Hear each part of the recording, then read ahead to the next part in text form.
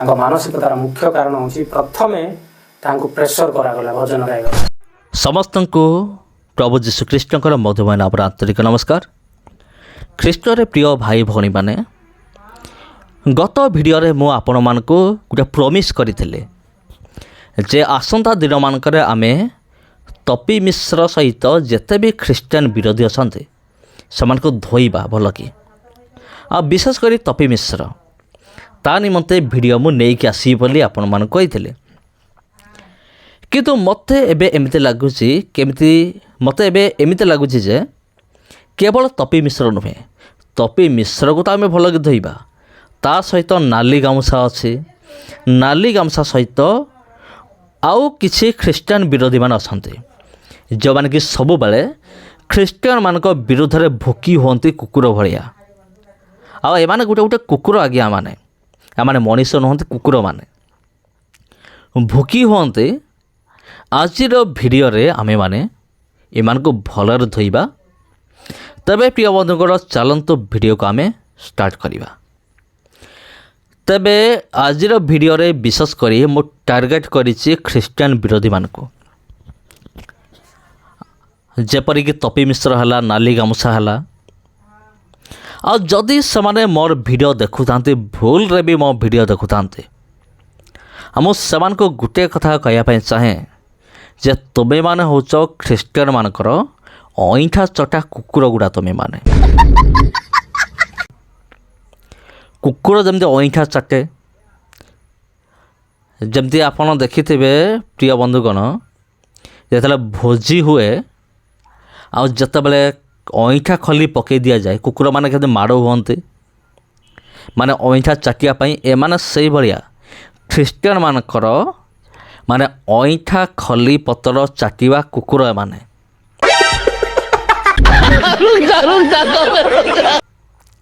हाँ एमाने पुणी आमको भुकी होउचन्ते एमाने आमर खाइबे आमको भुकी हेबे केमिति आमर खाउचन्ते मो कहिबे आपनको पूरा प्रूफ सहित मु आपन कहिबी। तेबे सुनी रख ख्रीस्टियन विरोधी माने तो माने समस्त होच आमर ख्रीस्टियन मानकर अइठा चटा कुकुर माने तुमे माने तो माने कुकुर प्रकृति तो मानकर तुमे माने कुकुर बोली कहा जीवो तो मानको आ काहे के कहा जीवो अइठा चटा ख्रीस्टियन मानकर सब किछि चाटुच आ देखंतु देख तुम हाथ में जो मोबाइल जो धरीच से मोबाइल बाहर कर किए ख्रीस्टियन लोक फिंग ताको शीघ्र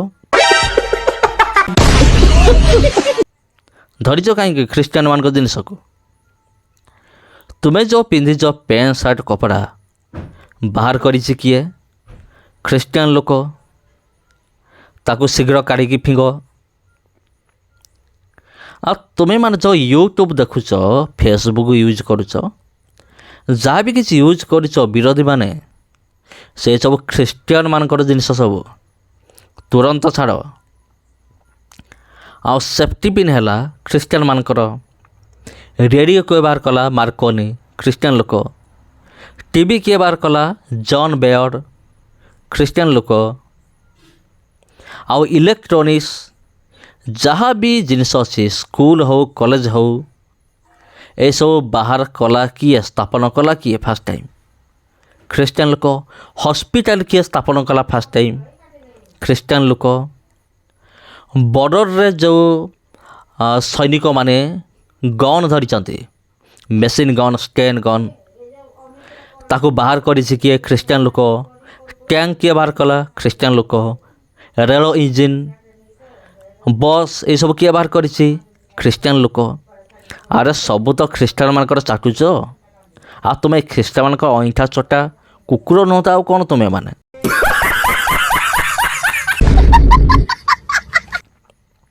कुकुर गुड़ा सब आमर चाटिकी पुणी आमको भुकी होच लाज नहीं धिक्कार तुम जीवन को छी धिक्कार तुम मान को बुझल कि नहीं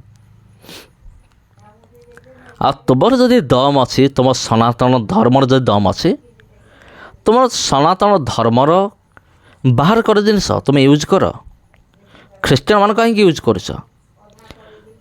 କ'ଣ ତୁମ ଭଗବାନର ଦମ୍ ନାହିଁ? ତୁମ ଭଗବାନର ଦମ୍ ନାହିଁ କି ଯେ ତୁମକୁ ଏମିତି ବୁଦ୍ଧି ଜ୍ଞାନ ଦେଇଥାନ୍ତା ନୂଆ ନୂଆ ଜିନିଷ ଉଦ୍ଭାବନ କରିବାରେ? ଆଉ ତୁମମାନଙ୍କର ଦମ୍ ନାହିଁ ରେ ତୁମମାନଙ୍କର। ଆଉ ତୁମେ ଆମକୁ ନାଲି ଆଖି ଦେଖୁଛ ତୁମେମାନେ, ମୂର୍ଖ ଗୁଡ଼ା ସବୁ, କୁକୁର ଗୁଡ଼ା, ଜାରଜମାନେ ତୁମେମାନେ। କାରଣ ତୁମମାନଙ୍କର କେତେଟା ବାପା କେତେଟା ମା ତୁମମାନଙ୍କୁ ଜଣା ନାହିଁ, କିନ୍ତୁ ଆମକୁ ଜଣା ଅଛି ଆମର ଗୋଟିଏ ବାପା, ଆଉ ସେ ହେଉଛନ୍ତି ପ୍ରଭୁ ଯୀଶୁଖ୍ରୀଷ୍ଟ। ତୁମମାନଙ୍କର କେତେଟା ବାପା ତାଙ୍କ ନାଁ ହିଁ ତୁମକୁ ଜଣା ନାହିଁ। ଜାରଜ ଗୁଡ଼ା କେଉଁଠିକାର ଆସିକି ଆମକୁ ନାଲି ଆଖି ଦେଖୁଛ ତୁମେମାନେ।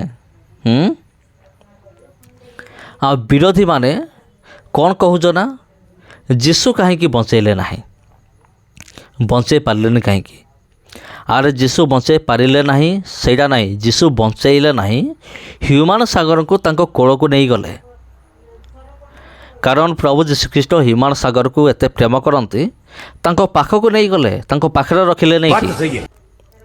ଆଉ ତୁମେ ମୂର୍ଖ ଗୁଡ଼ା, କୁକୁର ଗୁଡ଼ା, ଏଇଟା କ'ଣ ବୁଝିବ? ଏସବୁ ଏ ବୁଝିବାର ଦମ୍ ତୁମ ପାଖରେ ନାହିଁ ନା। ତୁମେମାନେ କହୁଛ ଯେ ହ୍ୟୁମାନ ସାଗରକୁ ଯୀଶୁ କାହିଁକି ବଞ୍ଚେଇ ପାରିଲେନି। ମୋର ପ୍ରଶ୍ନ ଶୁଣ, ଯେତେବେଳେ ତୁମର ପିଣ୍ଟୁ ନନ୍ଦ ମଲେ, ତୁମ ଜଗନ୍ନାଥ କ'ଣ କରୁଥିଲା? କ'ଣ ଗିନି ବଜାଉଥିଲା ତୁମ ଜଗନ୍ନାଥ? କାହିଁ ବଞ୍ଚେଇଲା ନାହିଁ ପିଣ୍ଟୁ ନନ୍ଦଙ୍କୁ? ବିଜୟ ମହାନ୍ତି ଯେତେବେଳେ ମରିଗଲେ, ତୁମ ଜଗନ୍ନାଥ କାହିଁକି ବଞ୍ଚେଇଲା ନାହିଁ? ଯେତେବେଳେ ମିହିର ଦାସ ମରିଗଲେ, ତୁମ ଜଗନ୍ନାଥ ବଞ୍ଚେଇଲା ନାହିଁ, କାହିଁକି ବଞ୍ଚେଇଲା ନାହିଁ? ତୁମ ଜଗନ୍ନାଥର ଦମ୍ ନାହିଁ ବଞ୍ଚେଇବା ପାଇଁ? ସେମିତି କହିପାରିବ ନାହିଁ। ଯାହାର ଯେତିକି ଦିନ ଜଗତରେ ବଞ୍ଚିବାର ଥିବ ସେ ସେତିକି ଦିନ ହିଁ ବଞ୍ଚିବ। ଆଉ ପ୍ରଭୁ ଯୀଶୁଖ୍ରୀଷ୍ଟ ହ୍ୟୁମାନ ସାଗରଙ୍କ ଆୟୁକୁ ସେ 35 ବର୍ଷ ଦେଇଥିଲେ, ଆଉ ସରିଗଲା ପରେ ତାଙ୍କ ପାଖକୁ ନେଇଗଲେ। ଆଉ ଆସନ୍ତା ଦିନମାନଙ୍କରେ ହୁଏତ ଆଉ କିଏ ବି ତାଙ୍କ ପାଖକୁ ଯିବ ଯେତେବେଳେ ତାଙ୍କ ଆୟୁଷ ପୂର୍ଣ୍ଣ ହେବ। ଜଣେ ନିଜ ଚେଷ୍ଟାରେ ନିଜ ଆୟୁଷକୁ ଗୋଟେ ସେକେଣ୍ଡ ବି ବଢ଼େଇ ପାରେ ନାହିଁ। ପ୍ରଭୁ ଯୀଶୁ ଯେତିକି ଯେଉଁ ସୀମା ନିର୍ଦ୍ଧାରଣ କରିଛନ୍ତି, ଯିଏ ଯେତିକି ଦିନ ବଞ୍ଚିବ ସେ ସେତିକି ଦିନ ବଞ୍ଚିବ। ଆଉ ତୁମେମାନେ ମୂର୍ଖ ଗୁଡ଼ା ଏଠି ଆସିକି ଚିଲେଇ ହେଉଛ, ଭୁକି ହେଉଛ, କୁକୁରମାନେ ସବୁ। ଯଦି ଦମ୍ ଅଛି ମୋ ପ୍ରଶ୍ନର ଉତ୍ତର ଦେଇକି ତୁମେମାନେ ଦେଖାଅ। ତାପରେ ବର୍ତ୍ତମାନ ମୁଁ ଆସିବି ଆମର ହ୍ୟୁମାନ ସାଗର ଭାଇଙ୍କ ପାଖକୁ। ହ୍ୟୁମାନ ସାଗର ଭାଇ ଆଉ ଦୁନିଆରେ ନାହାନ୍ତି। 2 ଦିନ ତଳେ ତାଙ୍କର ମୃତ୍ୟୁ ହୋଇଛି। ଏଇଟା ପ୍ରାୟ ସମସ୍ତେ ଜାଣନ୍ତି, ଏ ଖବର ଭାଇରାଲ୍ ହୋଇସାରିଛି। ଆମର ଓଡ଼ିଶା ଭିତରେ ବି ଓଡ଼ିଶା ବାହାରେ ବି ଏ ଖବରଟି ଭାଇରାଲ୍ ହୋଇସାରିଛି। କାରଣ ଅନେକ ହିନ୍ଦୀ ଚ୍ୟାନେଲ୍ ବାଲା ସେମାନେ ବି ହ୍ୟୁମାନ ସାଗରଙ୍କ ବିଷୟରେ ନିଜ ଚ୍ୟାନେଲ୍ରେ ଦେଖାଇ ସାରିଲେଣି, ଯେଉଁଟା ମୁଁ ଆଜି ଦେଖୁଥିଲି। ତେବେ ପ୍ରିୟ ବନ୍ଧୁଗଣ, ଖ୍ରୀଷ୍ଟରେ ପ୍ରିୟ ଭାଇ ଏବଂ ଭଉଣୀମାନେ, ହ୍ୟୁମାନ ସାଗର ମଲେ କାହିଁକି? ତାଙ୍କର ମରିବାର କାରଣ କ'ଣ? ମୁଁ ଯାହା ଶୁଣିଛି ମୁଁ କହୁଛି। ମୁଁ ତ ଯାଇକି ମୁଁ ଦେଖିନି କି ମୁଁ ଇନଭେଷ୍ଟିଗେସନ୍ ମୁଁ କରିନି। ମୁଁ ଯେଉଁଟା ଶୁଣିଛି ସେଇଟା କହୁଛି। ତା ହୁଏତ ସତ ହୋଇପାରେ କି ମିଛ ହୋଇପାରେ, ସେଇଟା ଆପଣ ଡିସାଇଡ଼୍ କରନ୍ତୁ। ହ୍ୟୁମାନ ସାଗରଙ୍କ ଜୀବନ ଅତି କଷ୍ଟମୟ। ତାଙ୍କର ବାପା ମରିଗଲେ, ତାଙ୍କର ଜଣେ ଭାଇ ଥିଲେ ସେ ବି ମରିଗଲେ।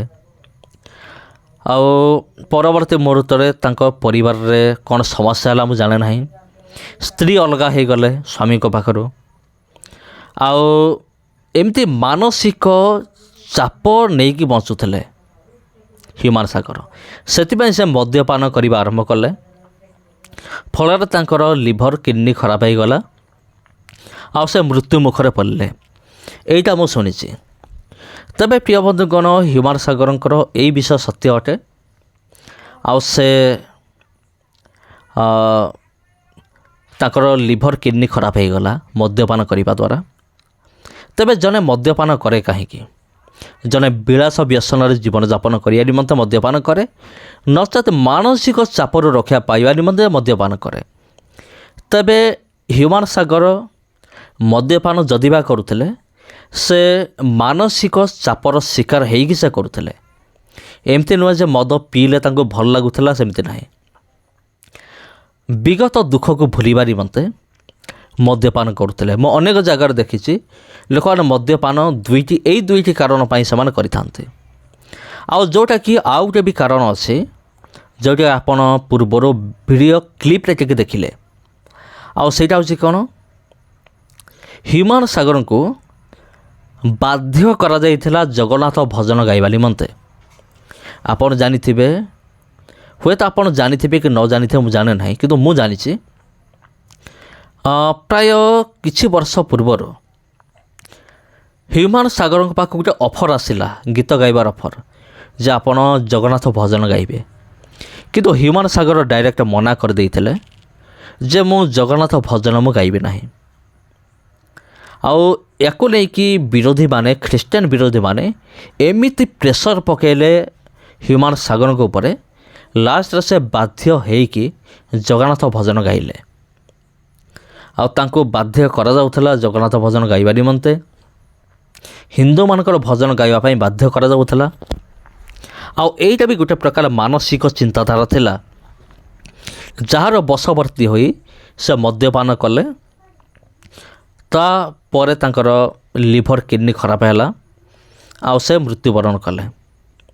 ଯାହା ମୁଁ ଶୁଣିଛି ସେଇଟା ମୁଁ କହିଲି। ଆଉ ଏଇଟା ମାନେ ଠିକ୍ କି ନାହିଁ ମୁଁ ବି ଜାଣେ ନାହିଁ। ଠିକ୍ ବିଷୟ କ'ଣ, ସତ୍ୟ ବିଷୟ କ'ଣ, ଯଦି ଆପଣ ଜାଣିଛନ୍ତି ଆଉ ତେବେ ଆପଣ କମେଣ୍ଟ ବକ୍ସରେ କମେଣ୍ଟ କରିପାରନ୍ତି। ସମସ୍ତଙ୍କୁ ନମସ୍କାର ପ୍ରିୟ ବନ୍ଧୁଗଣ। ଲାଷ୍ଟରେ ଗୋଟେ କଥା ମୁଁ କହିବି, ଜଣେ ମନୁଷ୍ୟ ନିଜ ଚେଷ୍ଟାରେ ନିଜର ଆୟୁଷକୁ ଗୋଟେ ସେକେଣ୍ଡ ବି ବଢ଼ାଇ ପାରେ ନାହିଁ। ମନୁଷ୍ୟର ସମୟ ଏବଂ ବୟସ, ତା ଜୀବନ ସୀମା ପରମେଶ୍ୱରଙ୍କ ଦ୍ୱାରା ନିର୍ଦ୍ଧାରିତ ଅଟେ। ଧନ୍ୟବାଦ।